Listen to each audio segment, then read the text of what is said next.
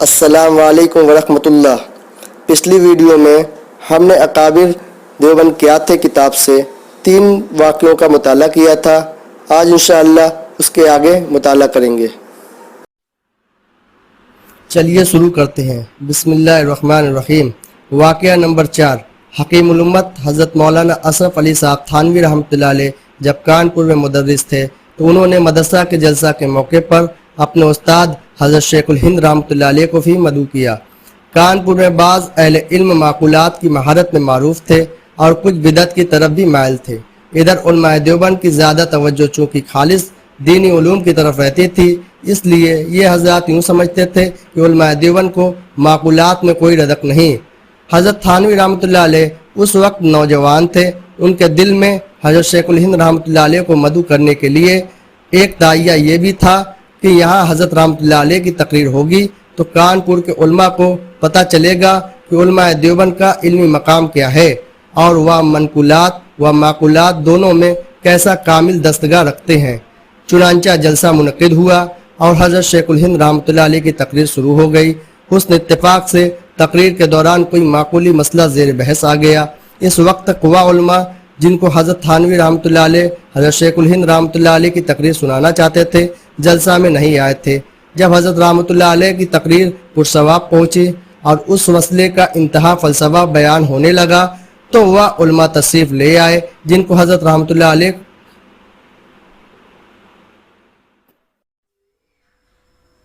جن کا حضرت تھانوی رحمۃ اللہ علیہ کو انتظار تھا۔ حضرت تھانوی رحمۃ اللہ علیہ اس موقع پر بہت مسرور ہوئے کہ اب ان حضرات کو شیخ الہند رحمۃ اللہ علیہ کے علمی مقام کا اندازہ ہوگا۔ لیکن ہوا یوں کہ جو ہی حضرت شیخ الہند رحمۃ اللہ علیہ نے ان علماء کو دیکھا تقریر کو مختصر کر کے فوراً ختم کر دیا اور بیٹھ گئے۔ حضرت مولانا فخر الحسن صاحب گنگوئی رحمۃ اللہ علیہ موجود تھے۔ انہوں نے یہ دیکھا تو تعجب سے پوچھا کہ حضرت اب تو تقریر کا اصل وقت آیا تھا، آپ بیٹھ کیوں گئے؟ شیخ الہند رحمۃ اللہ علیہ نے جواب دیا، ہاں دراصل یہی خیال مجھے بھی آ گیا تھا۔ حضرت علی رضی اللہ تعالیٰ کا واقعہ مشہور ہے کہ کسی یہودی نے ان کے سامنے آپ حضرت صلی اللہ علیہ وسلم کی شان میں گستاخی کر دی تھی تو اس پر چڑھ دوڑے اور اسے زمین پر گرا کر اس کے سینے پر سوار ہو گئے۔ یہودی نے جو اپنے آپ کو بے بس پایا تو غصہ ہو کر اس نے حضرت علی رضی اللہ عنہ کے روئے مبارک پر تھوک دیا۔ دیکھنے والے نے دیکھا کہ حضرت علی رضی اللہ عنہ اس کو چھوڑ کر فوراً الگ ہو گئے اور پوچھنے پر بتایا کہ میں نے آپ حضرت صلی اللہ علیہ وسلم کی محبت کی بنا پر اس یہودی سے الجھا تھا، اگر تھوکنے کے بعد کوئی کارروائی کرتا تو یہ اپنے نفس کی مداعمت ہوتی۔ حضرت شیخ الہند رحمۃ اللہ علیہ نے اس عمل سے حضرت علی رضی اللہ عنہ کی یہ سنت تازہ فرما دی۔ مطالعہ یہی تھا کہ اب تک تو تقریر نیک بینی سے خالص اللہ کے لیے ہو رہی تھی، لیکن یہ خیال آنے کے بعد اپنا علم جتانے کے لیے ہوتی، اس لیے اسے روک دیا۔ واقعہ نمبر 5۔ مدرسہ معینیہ اجمیر کے معروف عالم دین حضرت مولانا معین الدین صاحب معقولات کے مسلم عالم تھے۔ انہوں نے شیخ الہند رحمۃ اللہ علیہ کی شہرت سن رکھی تھی۔ ملاقات کا اشتیاق پیدا ہوا تو ایک مرتبہ دیوبند تشریف لائے اور حضرت شیخ الہند رحمۃ اللہ علیہ کے مکان پر پہنچ گئے۔ گرمی کا موسم تھا۔ وہاں ایک صاحب سے ملاقات ہوئی جو صرف بنیان اور تہبند پہنے ہوئے تھے۔ مولانا معین الدین صاحب نے ان سے اپنا تعارف کرایا اور کہا، مجھے حضرت مولانا محمود الحسن صاحب رحمۃ اللہ علیہ سے ملنا ہے۔ وہ صاحب بڑے طباق سے مولانا اجمیری رحمۃ اللہ علیہ کو اندر لے گئے، آرام سے بٹھایا، کہا کہ ابھی ملاقات ہو جاتی ہے۔ مولانا اجمیری رحمۃ اللہ علیہ منتظر تھے۔ اتنے میں وہ شربت لے کے آئے اور مولانا کو پلایا۔ اس کے بعد مولانا اجمیری رحمۃ اللہ علیہ نے کہا کہ حضرت مولانا محمود الحسن صاحب کو اطلاع دے دی۔ ان صاحب نے فرمایا، آپ بے فکر رہیں، آرام سے تشریف رکھیں۔ تھوڑی دیر بعد وہ صاحب کھانا لے کے آئے اور کھانے پر اشارہ کیا۔ مولانا اجمیری رحمۃ اللہ علیہ نے کہا، میں مولانا محمود الحسن صاحب سے ملنے آیا ہوں، آپ انہیں اطلاع کر دیجئے۔ ان صاحب نے فرمایا، انہیں اطلاع ہو گئی ہے، آپ کھانا تناول فرما لیں، ابھی ملاقات ہو جاتی ہے۔ مولانا اجمیری رحمۃ اللہ علیہ نے کھانا کھا لیا تو ان صاحب نے انہیں پنکھا جھلنا شروع کر دیا۔ جب دیر گزر گئی تو مولانا اجمیری رحمۃ اللہ علیہ برہم ہو گئے اور فرمایا، آپ میرا وقت ضائع کر رہے ہیں، میں مولانا سے ملنے آیا تھا اور اتنی دیر ہو چکی ابھی تک آپ نے ان سے ملاقات نہیں کرائی۔ اس پر وہ صاحب بولے کہ دراصل بات یہ ہے کہ یہاں مولانا تو کوئی نہیں، البتہ محمود خاکسار ہی کا نام ہے۔ مولانا معین الدین صاحب رحمۃ اللہ علیہ یہ سن کر ہکا بکا رہ گئے اور پتہ چل گیا کہ شیخ الہند رحمۃ اللہ علیہ کیا چیز ہیں۔ واقعہ نمبر 6، حضرت علامہ سید انور صاحب کشمیری رحمۃ اللہ علیہ علم و فضل میں یکتا روزگار تھے۔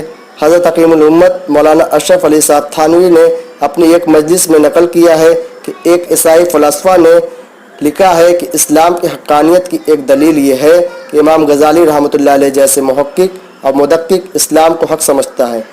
یہ واقعہ بیان کر کے حکیم الامت رحمۃ اللہ علیہ نے فرمایا کہ میں کہتا ہوں میرے زمانے میں انور صاحب کا وجود اسلام کی حقانیت کی دلیل ہے۔ ایسے محقق اور مدقق اسلام کو حق سمجھتا ہے اور اس پر ایمان رکھتا ہے۔ انہی صاحب کا واقعہ ہے۔ حضرت مولانا انوری صاحب رحمۃ اللہ علیہ بیان فرماتے ہیں کہ مقدمہ بہاولپور کے موقع پر جب حضرت شاہ صاحب نے قادیانیوں کے کفر پر بے نظیر تقریر فرمائی اور اس میں یہ بھی فرمایا کہ جو چیز دین میں تواتر سے ثابت ہو اس کا منکر کافر ہے، تو قادیانیوں کے گواہ نے اس پر اعتراض کیا۔ آپ کو چاہیے کہ امام راضی رحمۃ اللہ علیہ پر کفر کا فتویٰ دیں، کیونکہ فواتر رحموت سر مسلم الثبوت میں علامہ بحر العلوم میں لکھا ہے کہ امام راضی رحمۃ اللہ علیہ متواتر معنی کے انکار کیا ہے۔ اس وقت بڑے بڑے علماء کا مجمع تھا، سب کو پریشانی ہوئی کہ فواتر رحموت اس وقت پاس نہیں، اس اعتراض کا جواب کس طرح دیا جائے۔ مولانا انوری رحمۃ اللہ علیہ جس واقعے کے وقت موجود تھے فرماتے ہیں میرے پاس اتفاق سے وہ کتاب نہ تھی۔ مولانا عبداللطیف صاحب ناظم مظاہر علوم سہارنپور اور مولانا مرتضی حسن صاحب حیران تھے کہ کیا جواب دیں گے، لیکن اسی حیرانی کے عالم میں شاہ صاحب رحمۃ اللہ علیہ کی آواز گونجی، جج صاحب لکھیے، میں نے 32 سال ہوئے یہ کتاب دیکھی تھی، اب ہمارے پاس یہ کتاب نہیں۔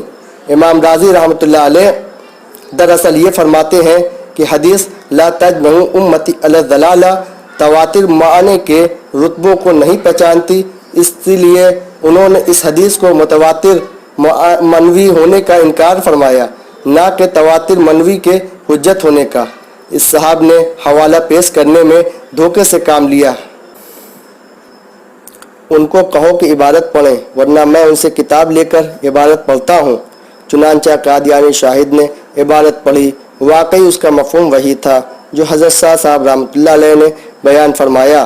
مجمع پر سکتہ طاری ہو گیا اور حضرت شاہ صاحب رحمۃ اللہ علیہ نے فرمایا، جج صاحب یہ ہمیں مفہم لاجواب کرنا چاہتے ہیں، میں چونکہ طالب علم ہوں، میں نے 2-4 کتابیں دیکھ رکھی ہے، میں انشاءاللہ مفہم نہیں ہوں گا۔ ایک طرف علم و فضل کا اور قوت حافظہ کا یہ کارنامہ دیکھیں کہ 32 سال پہلے دیکھی ہوئی کتاب کا ایک جز حوالہ کتنی جرسی کے ساتھ یاد رہا، اور دوسری طرف مواقع پر کوئی اور ہوتا تو نہ جانے کتنی بلند بانگ دعویٰ کرتا، لیکن خط کشیدہ جملہ ملاحظت فرمائے کہ وہ تواضع کے کس مقام پر گامزی کر رہے ہیں، اور یہ محض لفظ ہی نہیں ہے، وہ وقتاً اپنے تمام کمالات کے باوصف اپنے آپ کو ایک معمولی طالب علم سمجھتے تھے اور اس دعائے نبی صلی اللہ علیہ وسلم کے مظہر تھے، اللہم اجعلنی فی صغیر عین وفی اعین الناس کبیرہ۔